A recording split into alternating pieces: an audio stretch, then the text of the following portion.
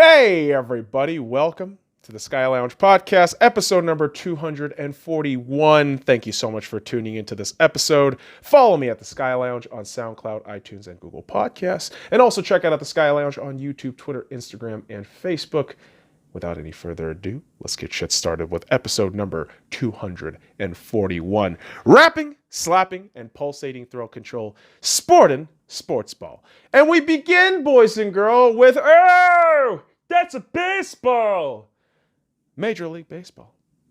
Well, specifically one player that I wanted to talk about, and it's Clayton Kershaw. A perennial playoff fucking choker. Kershaw's the worst. Oh, you brain-dead fucking morons. I don't care if you're a Dodgers fan or a non-Dodgers fan saying that shit. If you think Clayton Kershaw is the worst, you're a goddamn moron. And I know that narrative persists that he fucking chokes in the goddamn playoffs. I have seen that multiple times, so don't fucking remind me of that shit. But Kershaw is the greatest fucking pitcher this organization has seen since Sandy Koufax. And you know what? Here's the fucking crazy part, man. Kershaw surpasses Dodgers legend Don Drysdale in all-time strikeouts. He now sits at second, only behind Don Sutton at 2,696 strikeouts. And in the game against the Seattle Mariners, where Kersh posted 11 Ks, which put him up to 2,487 fucking strikeouts, you can't fucking tell me that's not greatness. Unbelievable.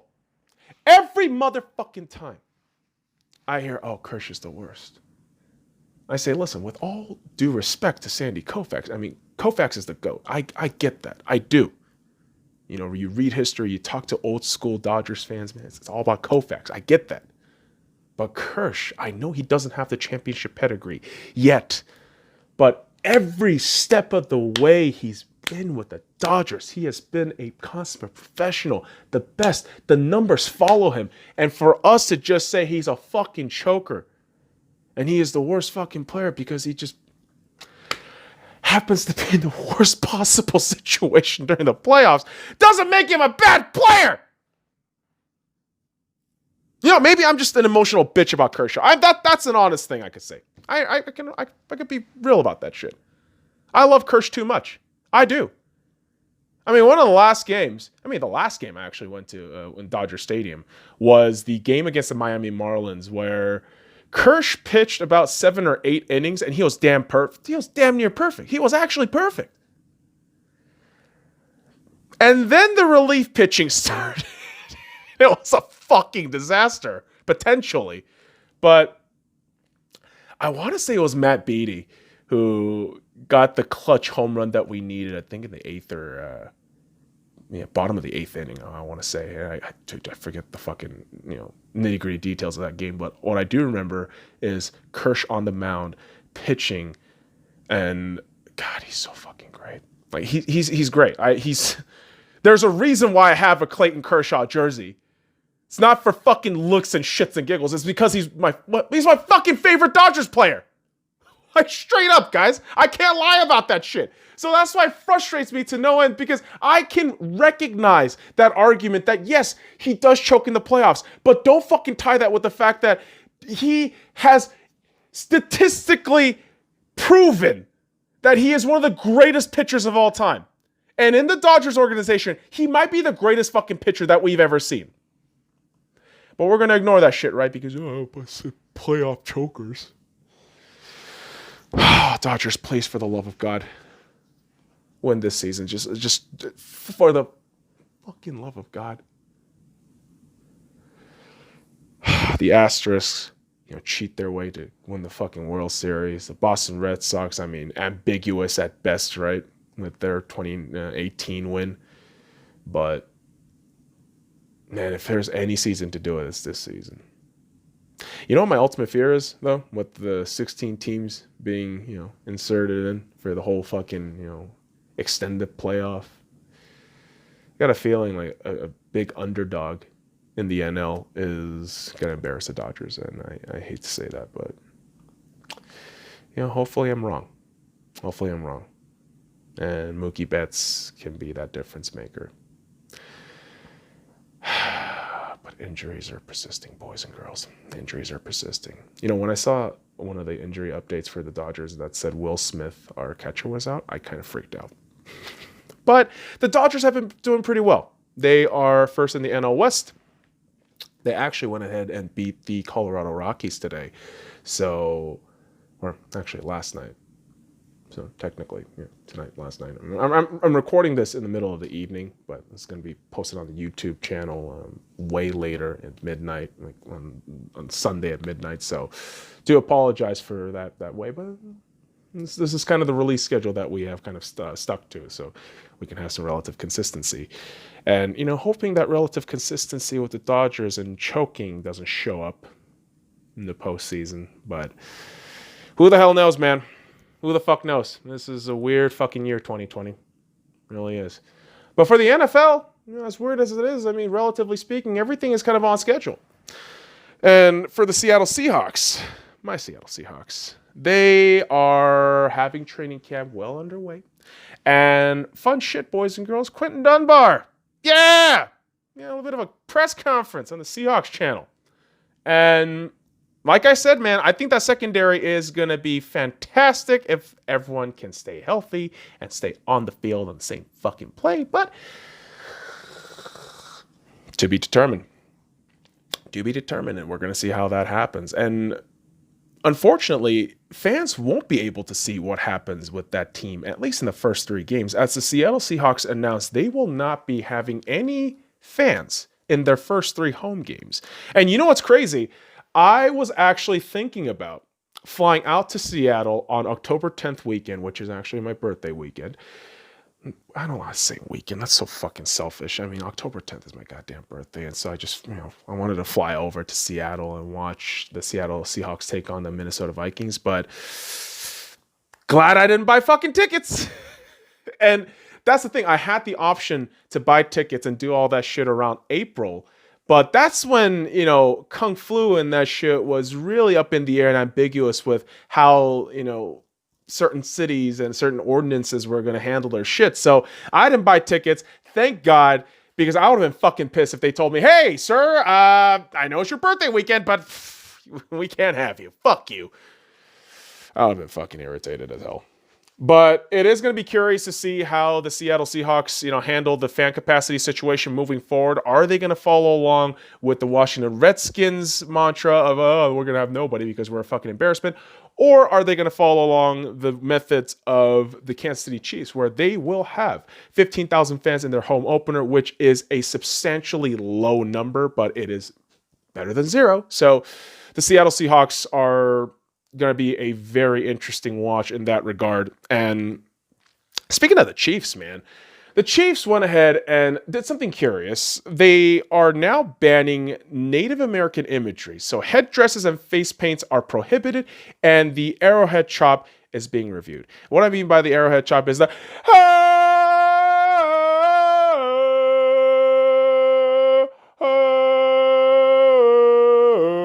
I'm pretty sure that's the fucking image. I could be wrong. I'm not a Chiefs fan. But yeah, dude, are you fucking kidding me? You're just trying to fucking satisfy the woke crowd. Okay. All right. I'm not going to go too much into fucking politics on this episode. I'm trying to fucking hold this shit in. But are you fucking serious right now? This kind of shit in game really doesn't have any real negative effect, does it? I know a lot of you motherfuckers are going to argue, oh, it has a negative effect and imagery on certain ethnicities and groups. Fuck you. Shut the fuck up. You motherfuckers don't even watch goddamn football, and you want to get your politics into this shit. Okay, motherfucker. God damn it. Man, I knew Casey was going to do some woke, cringy ass shit. I fucking knew that shit, man. They saw how hard the woke went for the Redskins. And now the Chiefs got their fucking dick tied between their legs and just crying like, please don't hurt me. Please, we'll change our name eventually. We'll be the Kansas City people. Oh my God, I hate the fucking Redskins so goddamn much. I do. And you know what? Unfortunate things just keep happening for the Redskins. And I take no pleasure in saying this. Ron Rivera was announced earlier this week to be diagnosed with squamous cell cancer. Very early stage, treatable, curable. That's the great news. I mean, fuck cancer, dude. Dude, I'm not a Ron Rivera fan at all. I have been known to be very critical of the guy as a head coach. But, dude, fuck cancer. Beat that shit, Ron Rivera, and come back strong because Lord knows you're going to need your fucking strength when you come back to the goddamn Redskins, a fucking mess of an organization. I mean, good Lord, dude. Fuck cancer, but yeah, man. I don't know if Rivera is going to survive the poison chalice that is known as the Washington Redskins. Washington football team. Such a fucking shit show organization. I mean, the whole Darius Jew situation too, being accused of rape doesn't help the matter either.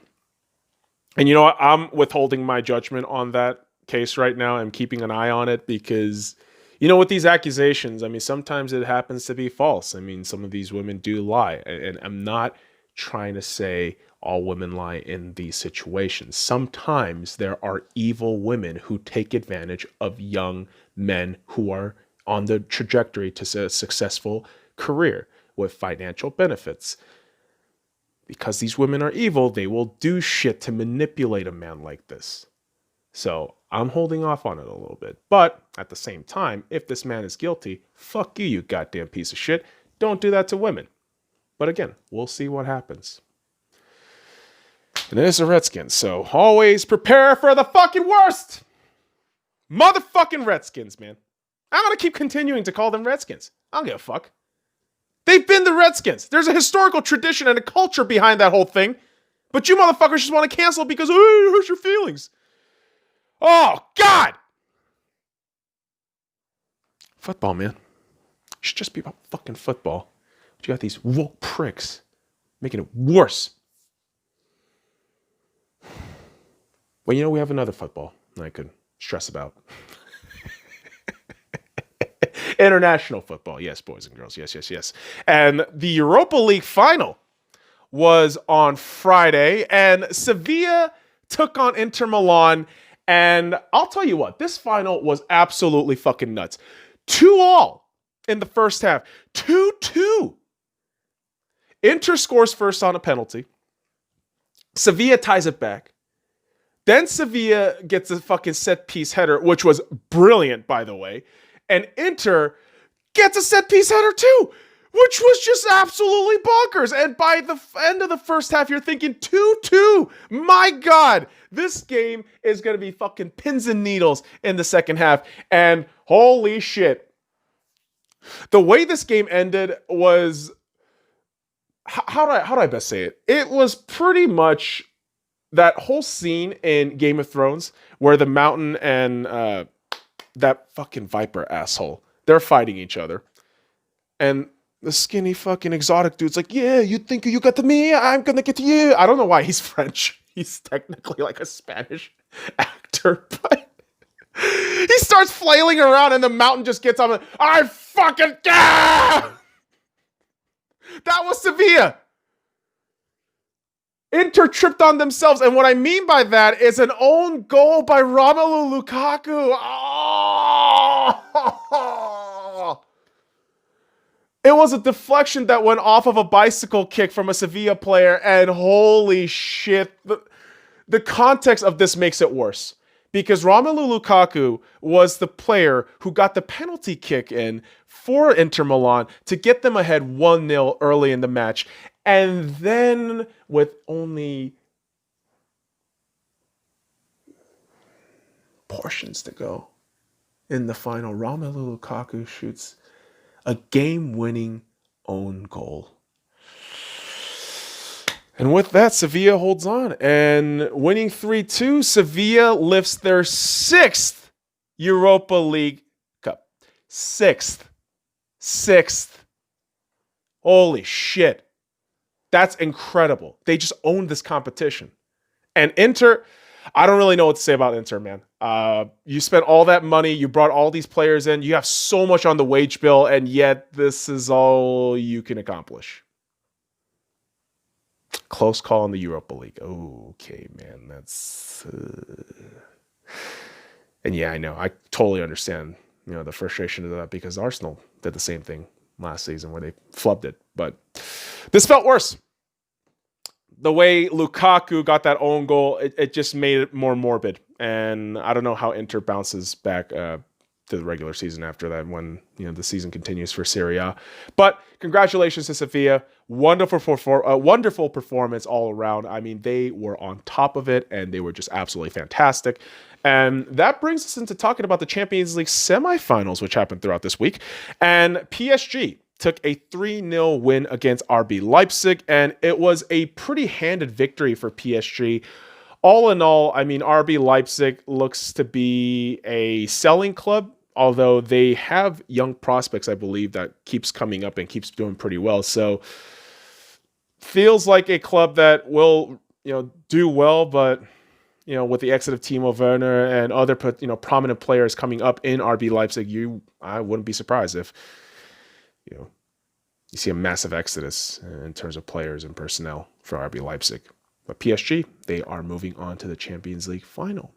And the match against Lyon and Bayern Munich goes ahead and wins against Lyon 3-0. And wow, Serge Gnabry was unbelievable in this match. A brace in his, Champions League semifinal debut, more or less. And man, I know it's easy to shit on Arsenal fans. Oh, Wenger let him go, all that shit. But honestly, Gnabry was never gonna, flourish within the setting that Arsenal put for themselves. And I'm not defending Arsenal on that. It's just kind of their way of doing shit with key players that tend to blossom in other places. And for me, I can only wish the best for Gnabry moving forward. I mean, I'm a huge German national football team, supporter. I love the German national team. So Gnabry is a German player. I hope he does well. And you already know, boys and girls, my pick for the Champions League final. When you have PSG versus Bayern Munich, and yes, I am an Arsenal fan, and I know Bayern Munich shits on us, but this Champions League final between PSG and Bayern Munich, which will take place on August 23rd, 12 p.m. Pacific Standard Time, I think Bayern Munich wins it. I think their defense, midfield, forward, they have it all. My only concern with Bayern Munich is really going to be Manuel Neuer. He isn't the world-class, world-beating, invincible goalkeeper of 2014-2013. He's not. He's much older. And that forward group in PSG, Mbappe, Di Maria, Neymar, it could be a fucking problem. I'm pretty sure Edison Cavani's still there. I could be wrong, boys and girls, but that forward group in PSG, very dominant, very strong, very dangerous. So, I don't know. Maybe a 2-1 win for Bayern Munich, or I would say a 4-2 win for Bayern Munich. Anyhow it happens, I think PSG loses to Bayern Munich, and we'll see. And PSG spent a lot of money too, so if they don't justify it with the win in the Champions League, it's going to be very questionable for them moving forward as well. And, as much as I've been enjoying, these European finals for football, I gotta tell you, hockey's been the best fucking thing ever. Hockey has been just, so beautiful, dude. The round one series have been nothing short of magical. And, you can refer to episode number 230, boys and girls, for my round one prediction and educated guessing. And we are actually going to discuss all of the results of round one because we are done with round one. We are moving on to round two. Saturday. Yeah, 5 p.m. We're going to have our first ever fucking round two matchup. It's going to be crazy. But we'll get to the previews of that in a bit. But let's talk about what happened in the Eastern Conference. The Boston Bruins beat the Carolina Hurricanes 4-1, and my guess was the Carolina Hurricanes wins it in 6. Canes got sucker punched. I mean, injuries kind of brought them down, and Boston came up clutch in the games that they needed to. And so Boston moves on into round 2, and Carolina heads home. And Steve Dangle is crying because the 2 teams he has to support are dead. So let's see who he cheers on next. Shout out to Steve Dangle. Love you, man. I love his videos. He's fucking great. The ones where the Maple Leafs lose are probably the funnier videos, but I'm a dick, so that's how that works. And so in the next series, the Tampa Bay Lightning took a 4-1 win against the Columbus Blue Jacket, and my guess was Columbus Blue Jacket in 5. Oh boy, I was wrong. Columbus Blue Jackets offense just kind of stifled all throughout the series, and I don't know if I could really say it was their defense kind of at fault. I mean, that 5 overtime game, I'm not going to shit on Werenski. I'm not going to shit on Seth Jones. I can't fucking, in good conscience, fucking shit on Korpisalo. But the games after that, Tampa Bay just woke up. They decided, hey, we don't want to be stuck with this narrative of Columbus Blue Jackets being our fucking dads and pimp. Fuck that. And Braden Point was tremendous in this series. I mean, he got some really important game-winning goals and overtime goals to shake the boogeyman off of Tampa. And so they move on into round 2, and Columbus heads home after a very, very admirable show up by everybody in that squad. And Tortorella, of course, ends it with the very, very beautiful, barely 2-question answer press conference, and off he went. Off he went. And here's another crazy series. The Washington Capitals. I wrote Nationals on here like a fucking idiot, but the Washington Capitals lost in their series 4-1 against the New York Islanders, and my pick was the Islanders in 7. So technically I was right on that one. And so in my mind, the Islanders had this series in game 2. I mean, I didn't doubt they were going to lose. Ovechkin showing up like 1 or 2 games in my mind wasn't really going to change it. And is it time to maybe look at moving off some pieces in Washington? I don't know. I mean, you just won the Cup 2 years ago, but if you keep resting on that laurel, you're not going to get any better. So tough questions to be asked for Washington. And the New York Islanders, they're going to keep playing that Barry Trotz style of hockey, and they're going to get results. They are. So be on the lookout for the Islanders. And the Philadelphia Flyers took a 4-2 win in their series against the Montreal Canadiens. And my guess was actually Philadelphia in 6. So I got that shit on the fucking nose, man. But you know what I can say about this series? Wow. Carter Hart, Carey Price, take a bow. You two delivered such a fucking wonderful goaltender performance. I mean, I don't really know what else to say. Carter Hart is a revelation for the Philadelphia Flyers. I almost say 76ers. Flyers, you're not as pathetic as the 76ers. You are doing really well. Although the interesting fact of, the Flyers haven't made it out of round 1 since 2012 was very curious to me. But Carter Hart is really making that difference. And for Carey Price, I mean, all I can say is wonderful job. I mean, this man is just fantastic all around. And I know for the Montreal Canadiens, I mean, you have to take a lot of positives. I mean, you took a crazy upset win against the Pittsburgh Penguins and kind of wrote that momentum into round 1 and made it a lot closer than a lot of people would have thought. And, the emergence of Nick Suzuki in these playoffs is looking fantastic for the Canadiens. And I know Vegas fans are, adamant that, Suzuki, was the better player. We should have kept them. We should have traded other young classes, young cats. Nah. It is what it is. Right now we got Pacioretty in the lineup for that trade for the Vegas Golden Knights, and Suzuki will do his thing in Montreal. And so best of luck to him and the Canadiens in the near future. And off the Flyers go into the round 2. Crazy shit. But if you want to talk real crazy shit, we got to talk about the Western Conference matchup and the one series that, man, I can't fucking believe I called this one. I said the Vancouver Canucks in 6. And Canucks beat the St. Louis Blues in 6, 4-2. The defending Stanley Cup champions shit the bed so hard in terms of goaltending this series. I felt bad for Lord Binnington. I did. He won the Stanley Cup. It was fantastic stuff for him. But, dude, he looked bad. He looked really bad this entire series. Anytime he was in, it was just a nightmare. And Game 6 today, well, technically, Friday. I'm kind of losing track of time here, recording super late, but no, Bennington in game 6 was a train wreck. Gave up 4 goals within a span of 1.25 period. I mean, for St. Louis, yeah, you're probably going to lose Pietrangelo, but man, yeah, you did win the Stanley Cup last season, but maybe some things might need to be shaken up. I don't know. But Bennington looked really mediocre. For somebody who should have won the Conn Smythe last season, he looked anything but. And for Vancouver, holy shit, what a win. What a fucking win. I mean, they looked breathtaking. Literally breathtaking if you're a St. Louis Blues player. But Vancouver, clinical when it counted. Crazy overtime wins, but they're going to have a pretty rough opponent in round 2. And we'll talk about that in a bit, boys and girls. But the Colorado Avalanche beat the Arizona Coyotes 4-1. And yes, my guess was Colorado Avalanche in 5. So, hey, right on the fucking nose.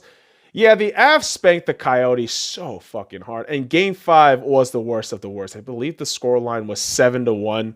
Something ridiculous where the Coyotes just got manhandled by the grown-ups. And yeah, Taylor Hall isn't your answer. There's a lot of inconsistency issues with the Coyotes. And yeah, I mean, they have moments of brilliance. I mean, I could attest to that as a Vegas Golden Knights fan, but this series showed you that there is a class of difference within the top tiers of the West and kind of like that mid-tier in the West. Arizona kind of belongs in that mid-tier. But Colorado, dude, Kadri, Makar, McKinnon, good Lord. That's a squad, dude. That is a fucking tough-ass team to get through, man. And another tough-ass team that got through was the Dallas Stars, who won their series 4-2. And my guess was Calgary in 7. But I did say this, boys and girls. I thought it was going to be a toss-up in 7 games. I thought, hey, Dallas or Calgary could either way. They could go fucking win. But in game 6, Calgary held a 3-0 lead and lost 7-3. So Calgary, bye-bye.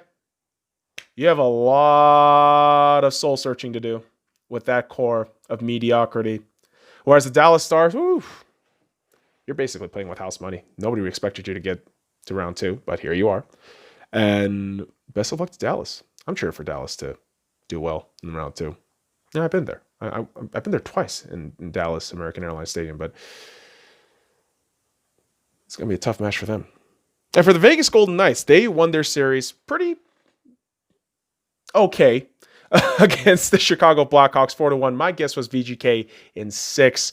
But for me, I'm overly critical. I'm a bit more cynical when it comes to assessing my team. And I believe the Vegas Golden Knights were completely shit on the power play unit throughout their series against Chicago. I mean, hell, they had 9 consecutive fucking penalty kills against the Vegas Golden Knights. And the general puck movement, puck retention was sloppy, and defense was atrocious throughout the series. So that's something that the Vegas Golden Knights can definitely work on. And yeah, shout out to Corey Crawford, man. Shout out to Corey Crawford. Corey Crawford was one of the best fucking things I've seen in that series. And you know what's curious? After watching Corey Crawford and realizing that, man, I think I have like a favorite player in each and every team. And you know, one day I'm going to probably make that video. So be on the lookout for that, boys and girls. But kids, we got round 2 series coming up for the NHL playoffs. And let's start in the Eastern Conference, where the Boston Bruins will be taking on the Tampa Bay Lightning on Sunday at 5 p.m. And I believe the Tampa Bay Lightning wins this in 6. Why do I think that? Something about Halak and maybe just kind of the slow start with the first line, the perfection line in Boston can say something about that. But yeah, I think the Tampa Bay Lightning just kind of shook their boogeyman off in the first round, and I think they're ready to go into the Eastern Conference Final. But we are going to have to see how they handle Boston. And the other matchup is the New York Islanders taking on the Philadelphia Flyers Monday at 5 p.m., if I'm not mistaken. And I believe Philadelphia wins that in 7. I think Philadelphia has what it takes in terms of grit, but a game like a 5-0 beatdown from Montreal in their previous series has some concerns because the New York Islanders can't play that metronome game, lull you down. And spank you with your pants down. So they're going to have to be careful, and I hope it's an entertaining series that goes to 7 games, and I think the Philadelphia Flyers will win that in 7 games. Now, once we go into the Western Conference, we have the Dallas Stars taking on the Colorado Avalanche on Saturday at 5 p.m. The Colorado Avalanche, I believe, will win this series in 5. Dallas, I think, will keep it close. I think you're going to have at least 2 overtime games, but Colorado inevitably will bitch slap the Dallas Stars. And yeah, that top line defense all around Colorado is just going to have a stranglehold, in my opinion. And finally, the Vegas Golden Knights taking on the Vancouver Canucks Sunday, 7:30 p.m. I think Vegas wins this in 7. Now, I know a lot of people are going to say, oh man, Vegas is going to win in a sweep. And there's a lot of arrogant Vegas fans who says that shit. But when you've watched the Vancouver Canucks in round 1, you can't say that shit. That Vancouver Canucks team is young, they're fast, and they can fucking get you with the scoring. And yeah, I know Vegas' defense, and I know how shit they can play. So if Vegas can get their fucking power play in order and not turn over the goddamn pucks in their own fucking defense and help out either Lehner or Fleury in that regard, we're going to be okay. If you play up to your potential, Vegas, I think you win it in 6. But honestly, the way Vancouver's rolling right now, the confidence that they just got beating the defending Stanley Cup champions, I think they take this game to 7 against the Vegas Golden Knights. And I think you're going to see Vegas struggle a little bit. And I think they do need that. And the mark of a champion is getting through the hurdles, getting through the challenges. And we still got a long way to go, Vegas Golden Knights fans. But go Knights, go. Seriously, dude, round 2 is going to be absolutely amazing. Because ultimately, kids, sports, man, I mean, the more we got, the better life can be. Potentially. Because we know there's those annoying cuck fucks who try to ruin this sport. Any sport for what they are. Because they're soy boy beta bitches. But it is what it is, kids. Fuck those people. And on the next episode of the Sky Lounge, I mean, good Lord, man, the clown world mode is real. So, I'm going to bitch about more of that shit. All right, motherfuckers, I appreciate you dropping by this episode. Follow me at the Sky Lounge on SoundCloud, iTunes, and Google Podcasts. And also check out the Sky Lounge on YouTube, Twitter, Instagram, and Facebook. Until next time, kids, fuck off.